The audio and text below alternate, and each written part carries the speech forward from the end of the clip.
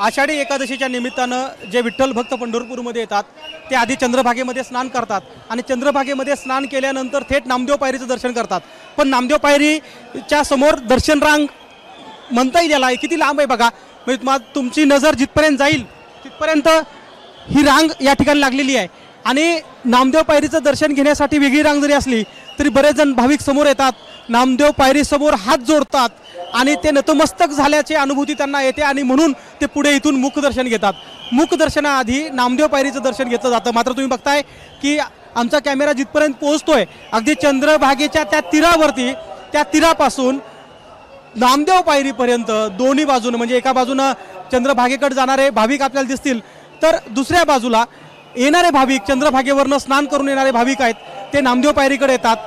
बहुतांश या आणखी वारीचं वैशिष्ट्य काय असेल तर आपण बघतोय की या वारीमध्ये सहभागी झालेले चिले चमुकले असतील, गृहिणी असतील, पुरुष असतील, वृद्ध असतील, वृद्ध महिला असतील, या सगळ्या जे लोक सहभागी होतात ते सगळे वारकऱ्यांच्या वेशामध्ये आपल्याला पाहायला मिळतील। म्हणजे बघा, टोपी, कपाळावरती गंध, हे सगळा जो आविष्कार आहे, ही सगळा जो वेश आहे तो त्या वारकऱ्यांचा आहे, जे वारकरी मागच्या 18 ते 20 दिवसापासून 250 किलोमीटरपेक्षा जास्त अंतर कापून मजल दर मजल करत पंढरपूरला पोहोचले होते आणि पंढरपूरमध्ये पोहोचल्यानंतर या वारीमध्ये ते वारकरी सुद्धा आहेत। पण वारकरी हे आषाढी एकादशीच्या निमित्ताने सकाळी चंद्रभागेमध्ये आपल्याला पाहायला मिळतील आणि हे बघा, हात वर करून या ठिकाणी टाळ्या वाजवल्या जातात, ज्ञानोबा माऊली विठ्ठलाचा जयघोष केला जातो आणि इथून पुढे ही रांग चालू आहे। अगदी मोठी गर्दी आपल्याला या मंदिर परिसरामध्ये पाहायला मिळते आणि विशेषतः